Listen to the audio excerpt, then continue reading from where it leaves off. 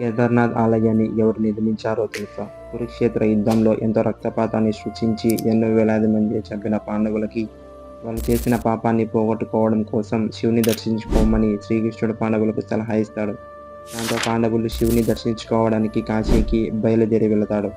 కానీ కృపాచార్య వంటి వారిని అధర్మంగా చంపినందుకు శివుడు వారిని కలవడానికి ఇష్టపడక ఒక ఎద్దు రూపంలో మారి హిమాలయాలకు వెళ్ళిపోతాడు.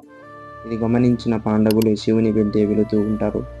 సరిగా కేదార్నాథ్ వచ్చేటప్పుడు పాండవులు వెంట పడడం చూసిన శివుడు ఇక వీళ్ళు వదలడం లేదు అని చెప్పి ఆ ఎద్దు రూపంలోనే భూమి లోపలికి వెళ్ళిపోతూ ఉంటాడు. దీనిని గమనించిన భీముడు శివుని వెన్నపూస అయిన ఎద్దు గోపురాన్ని పట్టుకొని గట్టిగా లాగుతాడు.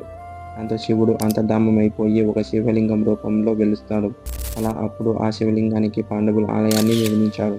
అదే మన కేదార్నాథ్ ఆలయము. ఇప్పటికీ శివలింగం ఒక ఎద్దు రూపంలోనే ఉంటుంది. మీలో కేదార్నాథ్కి ఎంతమంది వెళ్ళారో కామెంట్ చేసి ఛానల్ని సబ్స్క్రైబ్ చేయండి.